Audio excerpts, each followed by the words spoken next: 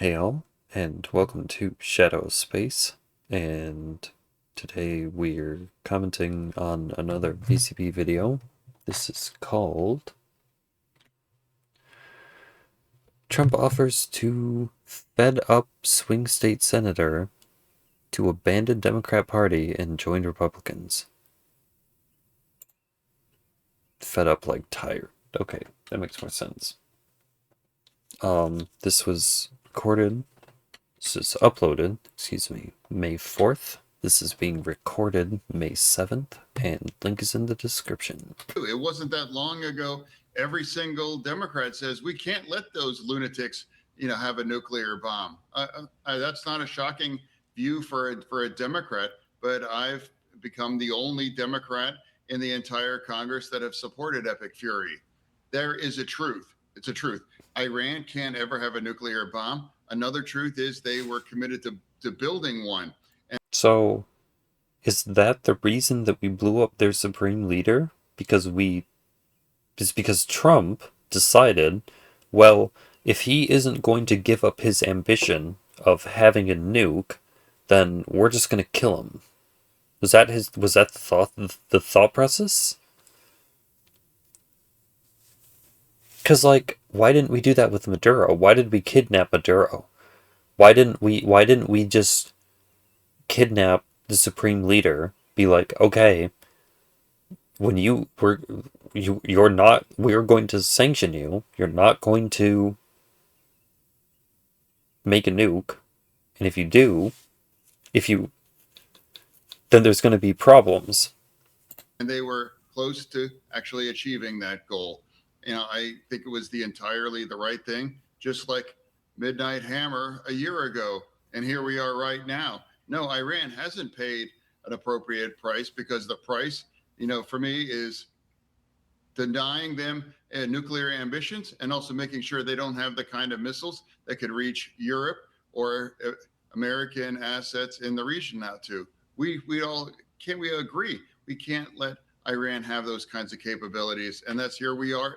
We're at the cusp, and that's why I'm the only Democrat that says that's entirely appropriate. Boy, oh boy, oh boy, oh boy, oh boy. So we got to talk about some fascinating news involving Democrat Senator John Fetterman, who is facing a decision about his political career, right? The future of his political career. Is he going to continue to be a Democrat or Republican? He is up for re-election in 2028, and the Democrat Party is not a big fan of John Fetterman. And one of the reasons why is because John Fetterman is not far left enough for the far left woke revolutionaries, right? The Marxists, the communists. Also on top of that, see, and this is the thing about the redistricting maps, is that you have a lot of people who are Democrats who are turned off by the Democrat Party and to more favor the Republicans now. I mean, I guess you could argue that it goes the other way too, where there are some Republicans who aren't MAGA, who don't actually agree with what Donald Trump is doing.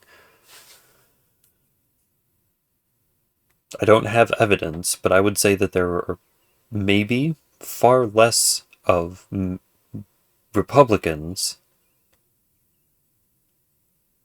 who align themselves more with the Democrat Party.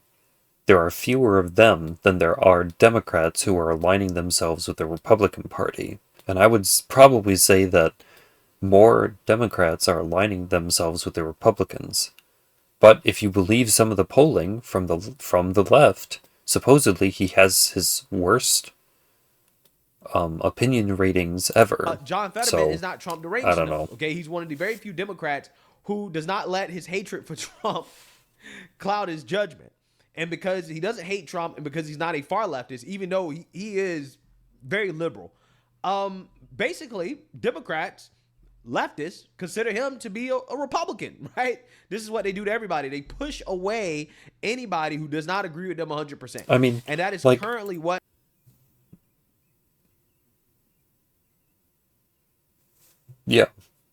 John Fetterman is experiencing, as he is now speaking out against the far left of his party and the excesses of his party. Pennsylvania Senator John Fetterman. Okay, Senator, how big of a threat do you think this communist movement is?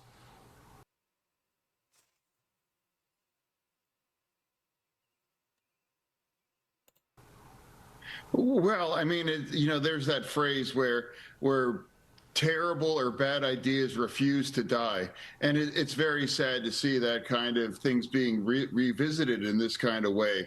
And a lot of these terrible groups like Code Pink and a lot of the other ones that are strongly aligned to the CCP, without a doubt, they're being financed. I mean, it's ironic. I mean, these kinds of protests are being funded by billionaires against billionaires. I mean, I don't know if they realize the irony in you are literally just a pawn for the corporate machine, for the Democrat corporate machine. Many of those things, thinking that you're standing here being a patriot. There is kind of a small communist takeover. See, and that's what, like, left-wing violence. That guy was literally arrested. I don't know what he did. Like, this has been nonstop the whole time. In Maine, Plattner, he's already announced that he's an avowed communist. He's made that statement, and he put that online. Now he's going to be the Democratic nominee. So there is a resurgence about the socialism, and that's becoming more and more part of it. And now there's more. It's like a marriage of the Palestinian, the anti-ICE, the abolish ICE, and now turning it in to like an orgy of socialism here. And that's sad, because it's supposed to be about labor, like unions. I'm a proud pro-union Democrat, but the kinds of mess that you see. I mean, like, again, how long will they continue to protest like this, and yet ICE will continue to deport people? How many? They've been doing this the whole time. How many deportations have they stopped, even though they've been doing this? This is what I said last video. It doesn't do anything. Are showing up in many of them. I mean, that is the worst impulses that our party continues. We just seems to can't resist those things. No, they can't resist, because again, Democrats are like prostitutes for power, right? That's what they are. They will literally sell out on anything for power, right? That's what they will do. And that's what you're seeing here. They're selling out to far left communists, radicals, right? Marxists, who are rallying against Democrats like John Fetterman, right? This is a rally that was conducted by Hassan Piker and other socialists. And let's hear what they got to say about Democrats who refuse to bend the knee to the far left. But the Democrats, some of them also love the very same things. They don't love you. Hold on.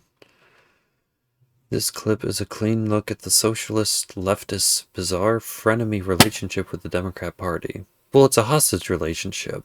They have them in a bind where if they want to continue to be Democrats and serve Democrat values, they have to align themselves with this. The moment they start to oppose this, they get shoved out of the party, and they have to become either independents or they have to become Republicans. It's an abusive relationship. It's entirely built on manipulation and fear to try to get you to go a certain way. Opens by attacking Democrats directly. They don't love you, they don't care about you, and don't care about your interests. But he does. He's the only one who cares about you. Who's the only one who will ever care about you. That's what an abuser would say. That's what the domestic abuser would say. But he does not tell people to leave the party. He tells them the Democratic primary is the battlefield, because it determines the trajectory of the Democratic Party. Then Chris Rabb picks up the thread. He says he identifies as a Democratic socialist, but is running as a Democrat because the system creates this narrowness. They don't care about you. They don't care about your interests. And that's precisely the reason why letting your voice be heard in the primary system is almost as important, if not more. See, but why? If they don't care about you, then why would raising your voice more matter? Raising your voice more isn't going to make them care about you more. Important, because the Democratic Party's primary. If they already don't care about what you're... Because it isn't even they don't care about you. They don't care about what you're saying. If they already don't care about what you're saying at the volume that you're saying it, what does saying it louder do? Is what determines the trajectory of the Democratic Party. If you're angry because there's people like Joe Manchin, Kirsten Sinema, people like John Fetterman. Also, is he wearing like a tux? No one else is dressed anywhere near as well as he is. Why are you wearing this?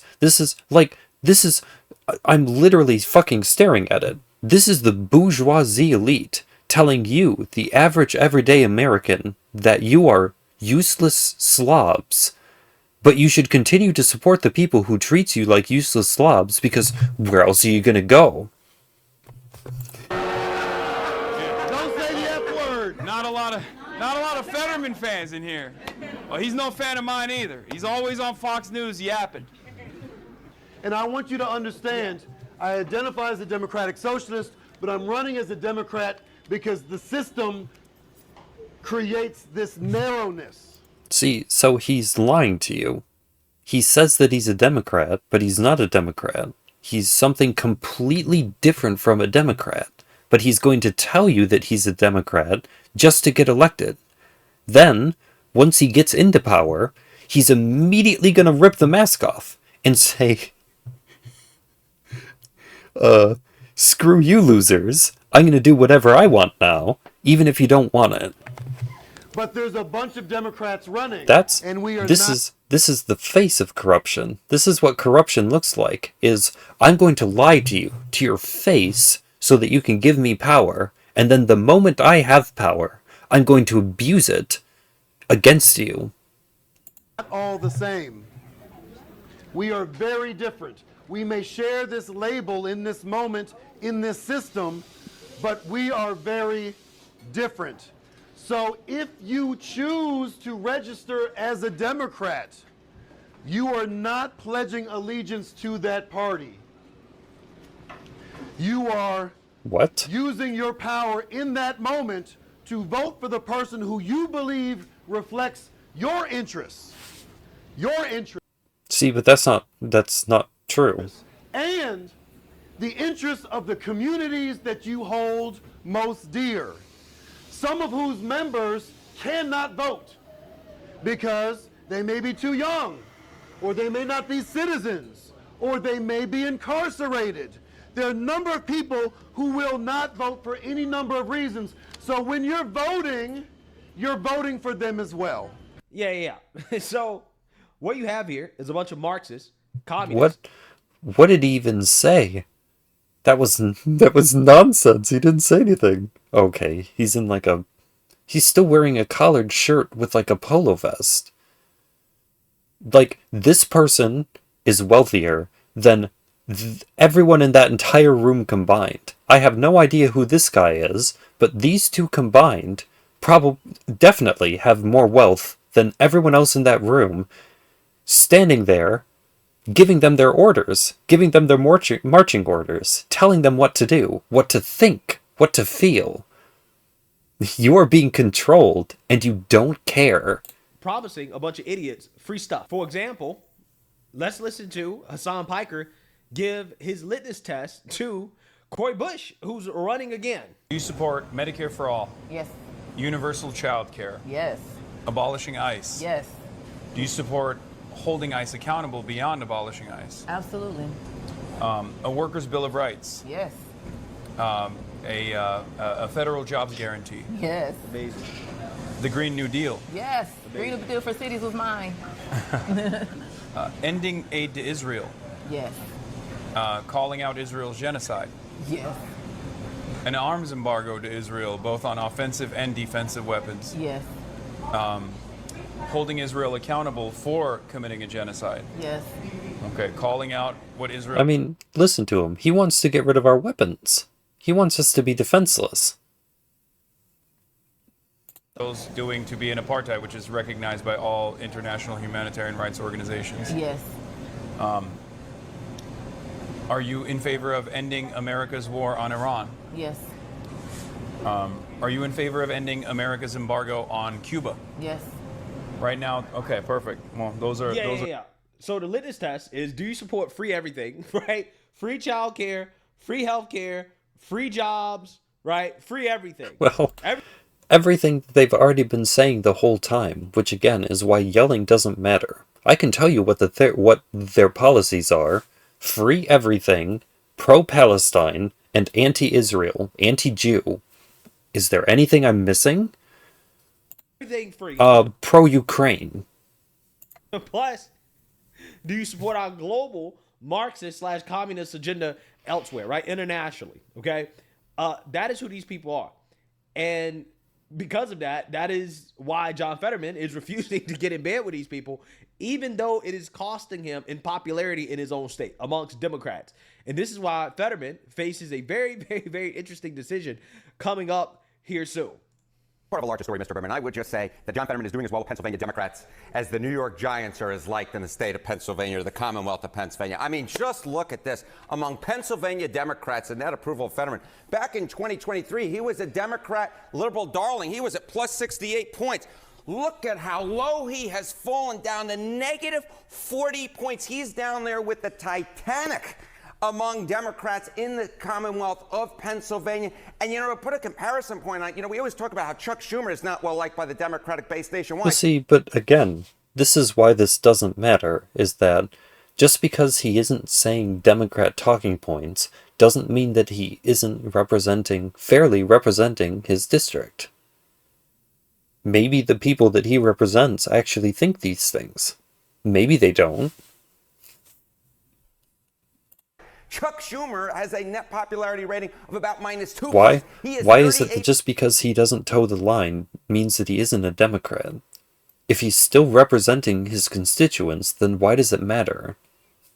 points Why does popular it matter? Oh, never mind. than John Fetterman is with Pennsylvania Democrats. And I was also looking at Kristen Sinema, who, of course, ended up leaving the Democratic Party in Arizona. She was considerably more popular just before she shifted over than John Fetterman is at -40 points. Is this a 108-point swing? This is an 108 point swing. Very good mathematics here. I was honestly thinking, is that even possible? All right. How does this compare to other? He faces a primary. If he wants to run again, you know, he faces an election in 2 years. If he runs in a Democratic primary, how have senators who lost their primaries, how does their whole situation compare to this? I would just know John was like off on the screen going, what? Wait a minute. 108 point swing. You never see anything like that, but my goodness gracious. I mean, just take a look here. Okay, 2,000 senators' own party net ratings about when they lost a primary. Bob Smith plus 15, Arlen Specter plus 13. Of course, he switched parties to Democrats. It didn't work for him from a Republican. Plus 6, Joe Lieberman. Dick Lugar was at 0 points. Lisa Murkowski was at -15 points. All of these were considerably more popular than John Fetterman is right now at -40 points. He is below the lowest, the ones who actually got beat in a primary. There is no historical analog to this. That is how unpopular John Fetterman is with Pennsylvania Democrats. There is basically no doubt in my mind that if Fetterman decides to run for re-election as his Democrat, he will face a primary challenge and it will be a very competitive one. So Fetterman says that Democrats are suffering from what he calls Trump derangement syndrome. Is that a compelling argument to make among the voters there? No. I mean, that is the last thing that Democrats want to hear. I mean, look at this. Lowest approval among Dems at this point in term 2. Donald Trump has just a 4-point approval rating. George W. Bush, who was not well liked, was at 10%. Richard Nixon was at 11%. Donald Trump is the lowest of the low on this point. The bottom line. Yeah. See, and so to me, like, you're literally looking at the justification for political violence on the right, of people on the right. That's Trump derangement, right? John Fetterman is right? He said, yeah, Democrats suffer from Trump derangement. I mean, this is proof of that, right? Yeah. I mean, it's very simple. Democrats hate Trump, and because John Fetterman doesn't hate Trump, Democrats hate him, right? Yeah, It's very simple. I mean, He's not that's part of really the formula, is if you support Donald Trump, if you even support one single thing that he has done, then you are no longer a Democrat. It doesn't even matter what it Line is. this. John Fetterman, when you look at his net popularity rating at minus 40 points, he's on a completely other planet from Chuck Schumer, who is also unpopular, and he's on a different galaxy entirely from other incumbents who actually lost re-election, far less popular than them. We set it up by talking about his vote to push Markwayne Mullin through committee. How likely do the prediction markets think Markwayne Mullin is to get confirmed? Yeah, John Fetterman basically was the bow on this, because just take a look here. Okay, Chance Mullin's confirmed as DHS secretary, and this is before May of 2026. Look at this, a 98% chance according to the Calendar prediction market. John Fetterman is the big reason why Markwayne Mullin is going to get confirmed as DHS secretary. Another reason for Democrats who already didn't like him to dislike him even more. Harriet, thank you. Yeah. So you seen that, you heard that. This is why Fetterman faces a very, very, very interesting decision coming up here. Because as of right now, if he was to run for re-election, at least in the Democrat primary, he will have a very, very, very hard time. Okay? Yeah, that's what it sounds like. Allegedly, reportedly, Trump is offering John Fetterman his total and complete endorsement if he joins the GOP. So apparently, behind the scenes, you have Republicans courting John Fetterman about joining the Republican Party, right? Leaving the Democrats and joining Republicans. And I want to chime in on this because I think this is a very, very, very interesting thought experiment about what would happen or what would it look like to have a Democrat flip Republican, and what would that mean, right? So let's read here. President Donald Trump and the GOP are making Senator John Fetterman an offer they hope he won't be able to refuse. According to Politico's Jonathan Martin, some Republicans believe that even if they lose 4 Senate seats in November, they may be able to hold on to control of the chamber by flipping Fetterman. Quote, Trump has made the sale, offering his patented total and complete endorsement plus a financial windfall to the Pennsylvanian. A handful of Senate Republicans are also gently filling out Fetterman and responding to his concerns over the prospect of defecting from the Democrat Party. Multiple high-level GOP officials tell me, reported Martin, who was told, quote, I'm not changing by Fetterman himself. Because, again, just because he aligns with himself with some issues that the Republicans also align themselves on, doesn't necessarily mean that he agrees with all Republican policies. Quote, I'm a Democrat and I'm staying one, added the senior senator from the Keystone State. But, quote, when one senior Republican recently brought up the idea of becoming an independent to Fetterman, he absorbed the suggestion and didn't embrace or reject the overture, according to a GOP official familiar with the conversation, revealed Martin, who shed further light on the dynamics pushing Fetterman away from his party. First, the Senate is akin to a high school cafeteria, and Fetterman these days is much more comfortable sitting quite literally with Republicans. He never shows up for Democrat-only gatherings, such as the caucus regular luncheons. Fetterman gets along well with Senate Majority Leader John Thune. Why would you want to? They hate you so much, I can only imagine the open hostility you would have by being in an open room with these people. The two text one another regularly. After resisting it because he didn't want to prompt chatter, Fetterman has now started to hang out in the Senate GOP cloakroom during long votes. For a time, he would remain alone and spend time between votes reading through his phone until Katie Britt came out to join him for meals. This was a way he didn't have to enter either party's mini Capitol clubhouse. Now, though, Fetterman is spending hours with Senate Republicans in their cloakroom and in some leadership offices. Wow. Wow. So he's basically caucusing what Republicans, which is kind of crazy because John Fetterman is very— Isn't that what the government should do? Isn't that bipartisanship? Is spending time with the opposition? I mean, granted, he thinks that way, but like, very liberal, right? I'm just going to be honest with you. But apparently he's not liberal enough. He's not left-wing enough for all the other Democrats in the Senate, which should tell you everything you need to know about how radical the Democrat Party has become. They're like, nah, you can't sit with us, right? The thing about the Republican Party is that you rarely... Not even radical. Just that's how exclusive they are. The party of diversity, equity, and inclusion is one of the most exclusive parties in the Union. See, especially at the Senate level, right? You can see this in the House, but you don't see this at the Senate level where you have Republicans being ostracized like this, right? Even if, they may not necessarily align with the rest of the GOP on, certain key issues, to see a member just flat out not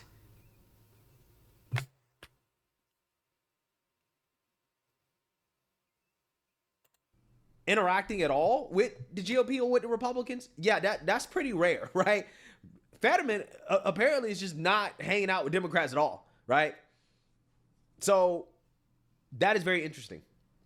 Quote, if Fetterman does flip, according to officials who were given anonymity to talk about sensitive matters, it will be thanks in large part to his deepening friendship with a pair of senators and their high-profile spouses, Senator Dave McCormick and his wife, Dina, and Senator Katie Britt and her husband, Wesley, noted Martin.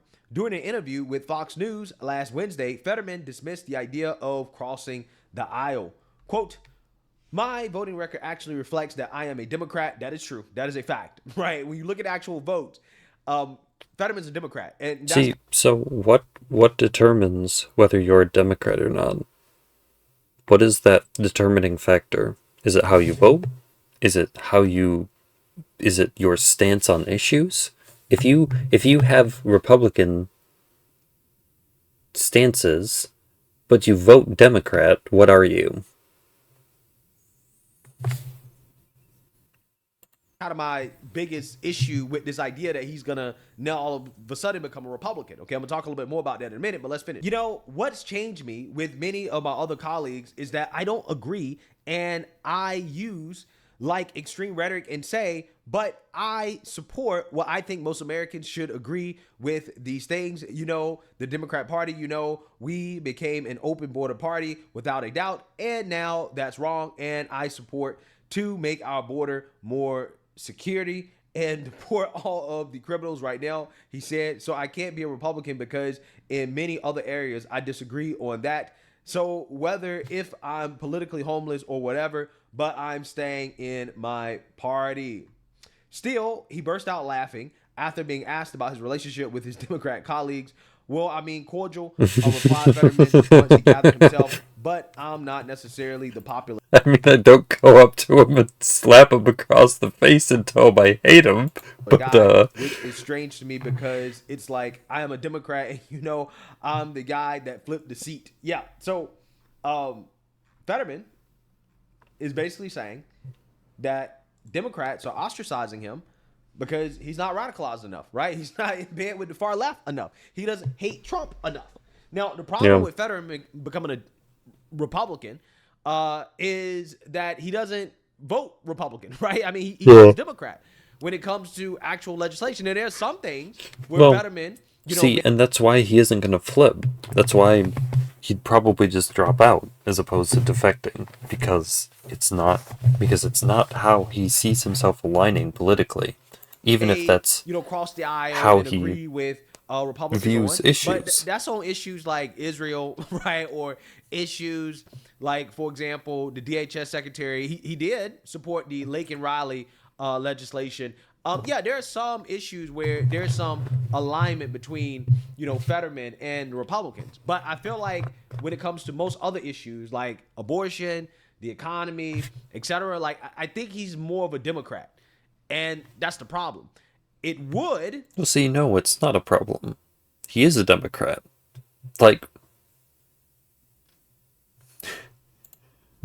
He is. Be useful for Fetterman to be a Republican if that allows us to keep control of the Senate, right? If the Senate essentially comes down to one individual, right, and John Fetterman flips to Republican in order to give Republicans a majority in the Senate, then it matters, right? It certainly matters because we would maintain control over what happens, right? However, it still wouldn't help that much because on most pieces of legislation, you can't rely on John Fetterman's vote, right? So it's like, No. yeah, we have control of the Senate. I guess that stops Democrats from having control. See, and But if so we- what would him being Republican change about that? He wouldn't change all of his views just to be a Republican. So the things that he would still vote no on, he would still vote no on them. You wouldn't necessarily have him fully converted. can't really pass any legislation because John Fetterman's vote is not reliable because he's a Democrat, right, at heart, right? He's a liberal at heart. Then he ain't really that useful, to be honest with you, outside of certain key issues that, you know, Fetterman tends to align with Republicans on. So, again, it's one of those things where I think Fetterman and the fact that this conversation is even happening is really a reflection of how far left and how radicalized the Democrat Party has become, right? More so than anything, that's the most important piece about this story. It's not Fetterman potentially flipping to become Republican because that's not really going to do as much good, you know, outside of controlling the Senate. He's not a reliable vote. But again, the reality is that what you're seeing happening with Fetterman is a bad sign for Democrats because they're not becoming a big tent party that they used to be, right? They used to be a big tent party, and that's how Democrats won elections. Republicans won the last election because Republicans became a big tent party, right? And usually in response, when you lose, you open up the tent, right? So Well, when Republicans... See, no, I would argue that it had nothing to do with being a big tent party and everything to do with disenfranchised Democrats didn't have anywhere else to go. It's either vote independent or don't vote. It's either vote Republican, vote independent, or don't vote. If you aren't voting Democrat, those are your options. Republicans lost in 2020, Republicans opened up the tent, right? That's naturally what happens. You become more accepting. You say, okay, you know, we have to form coalitions in order to win, right? That's what happens. I don't think so. However, you know, going into 2026 and 2028, Democrats are not really a big tent outside of attracting those individuals on the right who, you know, are black pillars and their main issue is Israel, right, over everything else. Yeah, those individuals might support Democrats coming up, but I do think that for the most part, they're not really a big tent, right? They're not really inviting people into their party. They're still pushing people away. Well, right, they're exclusive. They only cater to a small portion of the population, not even half, less than half.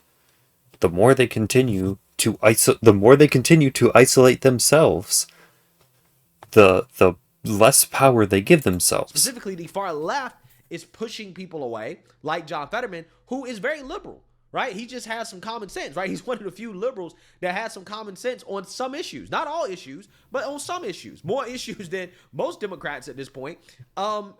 But apparently that makes John Fetterman basically a Republican in the eyes of his colleagues and his constituents, right? It's kind of wild to think about. But that's how polarized our politics has become. Somebody like John Fetterman, who is, again, very liberal, is not liberal enough for the Democrat Party. And this is why they're pushing him away. They're saying, no, go away, go be a Republican. And that's what's happening with a lot of people in this country. A lot of people are feeling that way about the Democrat Party. This is why they're leaving the Democrat Party because of this. And essentially, that's what's happening to John Fetterman in the Senate. But we will see if he actually takes up President Trump's offer, if that offer is actually there. Again, this is all alleged. This comes from a report. But, you know, I'm just saying that his usefulness would be more so about maintaining control of the Senate floor rather than getting a reliable vote.